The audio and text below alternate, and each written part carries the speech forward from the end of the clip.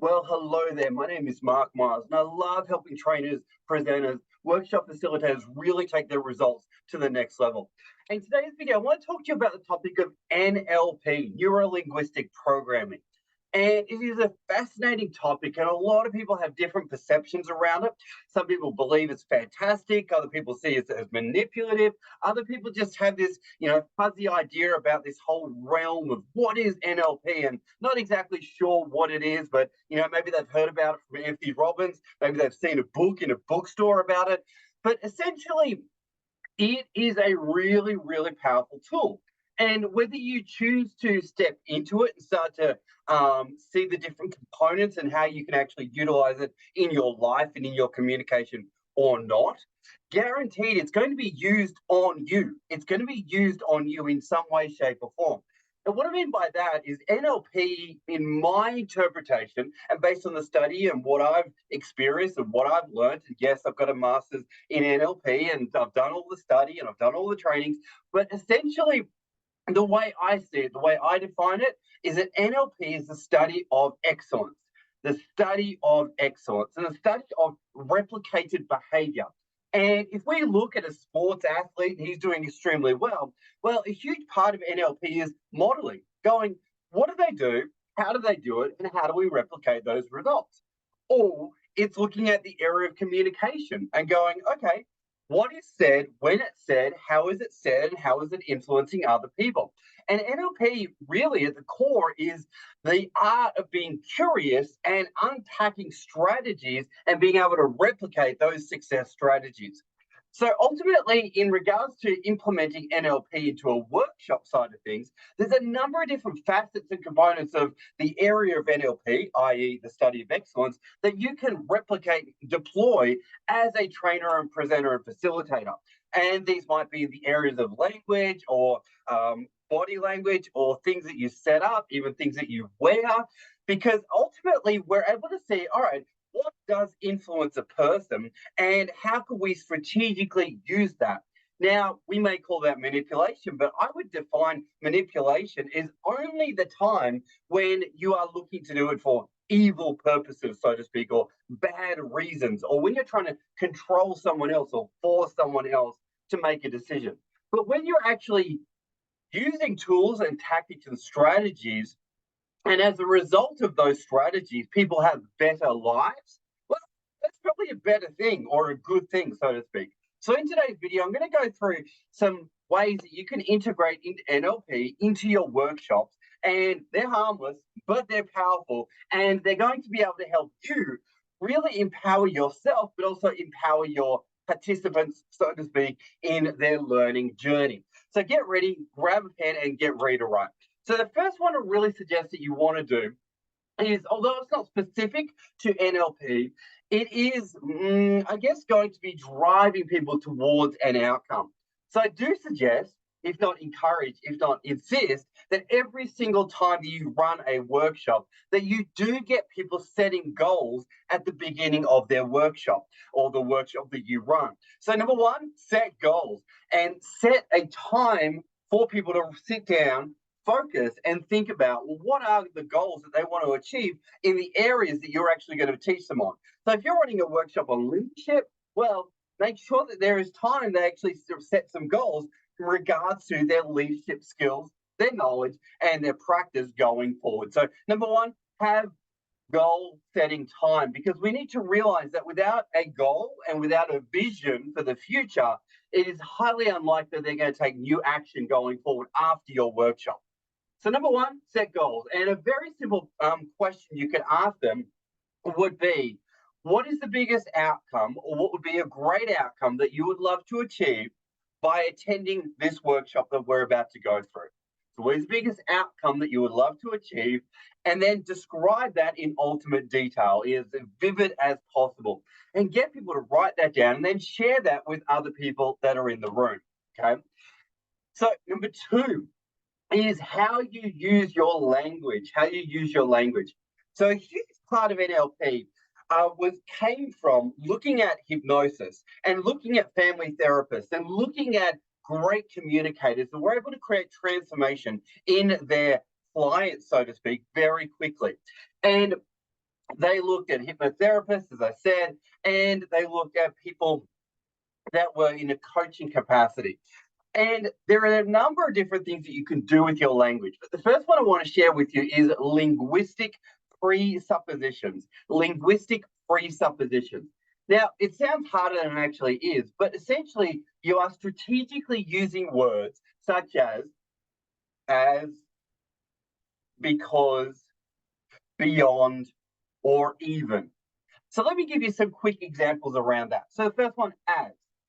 All right, let's go. As you are doing this activity, you're getting new insights and awareness about how you can implement these ideas even faster. Or as we're going through this, it's going to get even easier.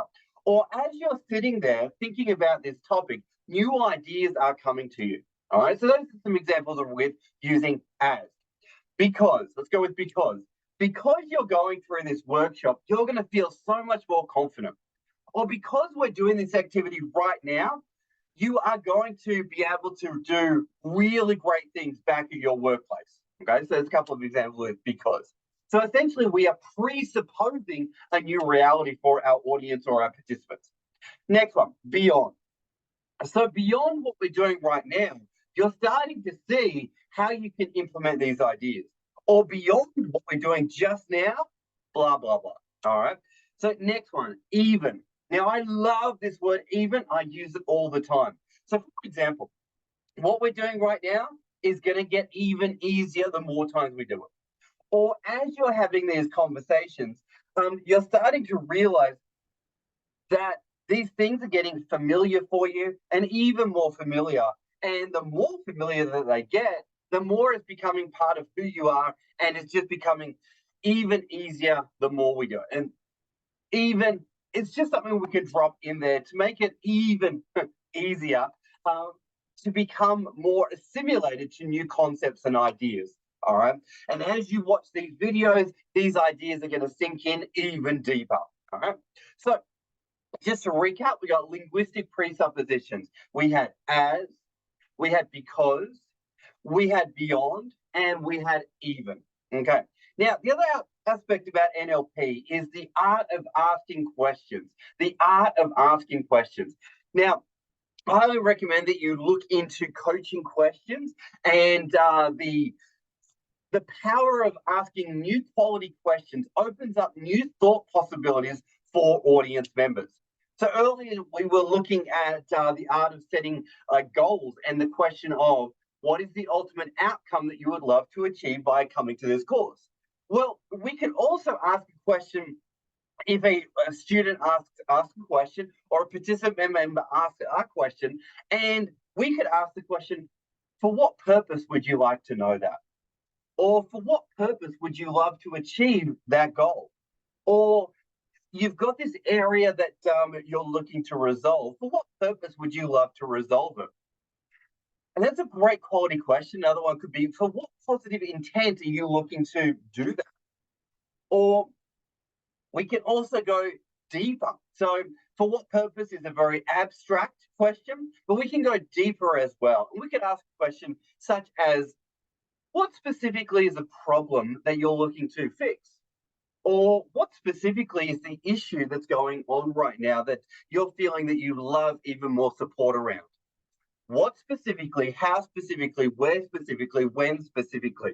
Specifically is a really great question to ask or area to get into to really extrapolate new ideas and concepts and really get to the core area.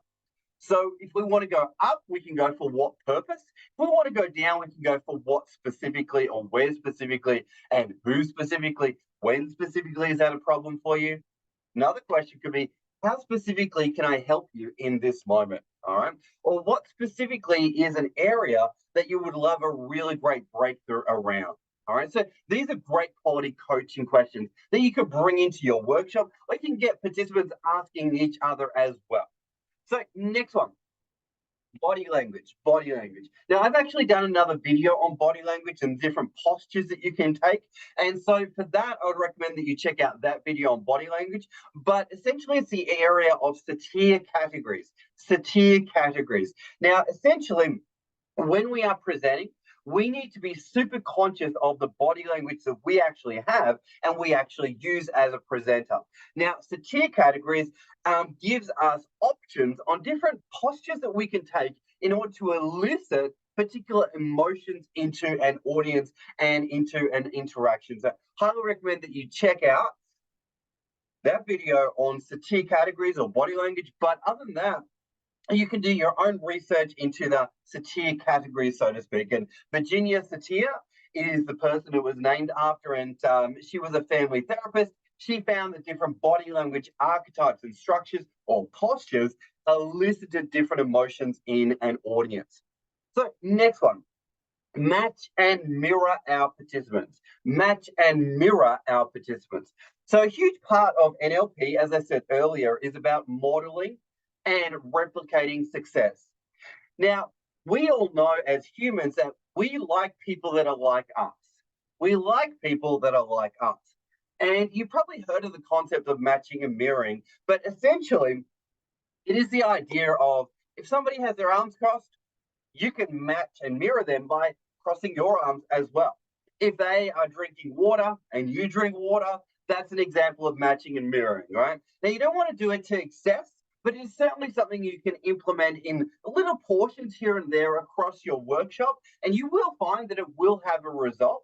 And matching and mirroring body language is super powerful, and it is a way for you to connect with other people. So you can match and mirror essentially how they're sitting, what they're doing, and maybe even gestures that they do. Having said that, you can get lost in the complexity of trying to match and mirror an entire group. So you do want to pick on certain individuals or just in your mind go, okay, now I'm going to match and mirror that person or that person or that person. But it's something you want to do sparingly, so to speak. And the other thing is you don't want to get caught out doing it, because once you get caught out, then it kind of loses magic and there's no real point to doing it. But it's something you can definitely implement and is part of NLP. And we do need to recognize humans like people who are like them. And that leads to people feeling safe. And the more safe someone feels, the more they're actually going to be comfortable learning and receiving information from you and being influenced from you, by you. Next one is language and pace, lead with our language. Pace, lead with our language. That's simply the idea of having two statements that people would generally agree with and then dropping in the third. Now, the third is the new idea or the new concept. So, for example, let's play. Many people would say that COVID or the pandemic or, let's go with COVID. COVID really shifted up how people learn and how they attend seminars. And many people would say that they have a brand new, perception around what's possible in the online environment. As we all know, though, as a great trainer and facilitator, it's critically important that you develop the skills, the knowledge and structure to be able to deliver powerfully in a face-to-face environment and in the online environment. And if you don't develop those skills in the online capacity, then you'll influence and your ability to reach your marketplace is going to be really limited. Okay. So the idea is we are going to present or we're going to put out there two phrases or two concepts or two ideas that people guaranteed are going to agree with. And then the third thing is something that's going to be a little bit of a new idea or a new concept or an idea that we want people to entertain in their thinking. And what the two phrases that we present out there first, they kind of lay the groundwork and get agreement before we present the new idea, all right? And you can do that with any kind of concepts or workshop content that you're developing, but it's simply the idea of pace, i.e. agree, and then lead to a new concept or idea, all right? So just the final one that I want to introduce you to is the concept of a future pace. Now, what future pacing is basically describing a new reality and getting people to think about the new vision or what's possible or the new them or the new identity that they're going to have after they leave your workshop. So future pacing basically locks in the concepts that you've actually taught them over the 2-day workshop or the 1-day workshop or the 5-day workshop. And essentially it's something that we would do at the end of a workshop, and it would sound something like this.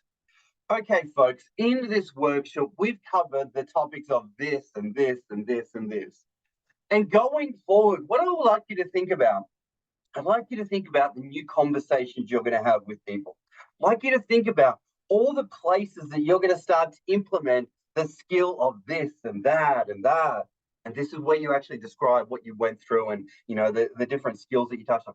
I'd like you to imagine the conversations you're going to have and where you're going to put in place that skill and that and that, and where you're going to implement the new idea of this and this. And I'd like you to think about going forward the new levels of results that you're going to have in that area and that area. And I'd like you to imagine the new feelings of excitement and joy and happiness and confidence you're going to have as you go out there into your workplace and even in your family situations where you're feeling a brand new sense of what's possible and a new sense of how you can really impact others. And I really want you to have that idea in your mind about where you're going to really implement these skills, knowing that what's possible is really up to your willingness to implement these skills and have some fun at the same time. And I'd like you to refer back and think about all the great achievements that you've had as you've gone through this course as well, because you've achieved so much. And I really want to thank you so much for playing at 100%. And I also want to encourage you to know that as you go out into the marketplace and into the workplace, that we are always here to support you anytime you have challenges or roadblocks. We are always here for you, but also know that the resources are always also within you as well. Thank you so much for attending. All right, so that could be an example of a future pace where basically we're putting a vision in someone's mind. We're implanting new ideas of what's possible, and we're kind of planting that seed, just like that movie. We are placing that seed of possibility that they're going to go out and use what they've actually learned through your workshop and what you've actually taught them, which is super cool. And we are doing the inception side of things. So basically, NLP, what is it? It's a study of excellence, a study of influence. It's a study of modeling. And if we knew that certain phrases were able to be used to influence an audience even faster, well, it kind of makes sense to do that. It kind of makes sense to go, all right, well, if certain body language postures are going to elicit particular emotions and they're going to be good emotions, well, I want to do that, right? So the more you study NLP, the more you're able to actually see tools that you can use at a conscious level to actually impact others in a really great way. So on that note, in today's video, I've just gone through essentially how you can set goals in the beginning, how you can use linguistic presuppositions to really influence an audience, how you can use great coaching questions for what purpose, what's your positive intent, what's the biggest challenge that you face or could face going forward. We've got satire categories in regards to body language. We have matching and mirroring your participants. We have the pace, lead language that we're talking about there, putting in statements that people will guarantee to agree with, then planting your new idea, your new thought. Then we had future pacing at the end there, planting the inception ideas, and then going out and using your content and getting the great new results. So on that note, thanks for watching the video. As always, like, comment, share, get the message out there. But NLP, it's a great tool, and there are so many different ways that you can implement it into your workshop, and guaranteed, even if you don't, well, it's going to be used on you by people that do make the choice to actually implement it. And guaranteed, even if you don't, it's being used by the media, it's being used by great leaders out there anyway. So you may as well pick up a couple of things that you like and run it, have a play and see what happens, because it's fantastic the level of deep connection it can actually create with your audience, which is awesome. On that note, thanks for watching, team, and we'll see you on the next one.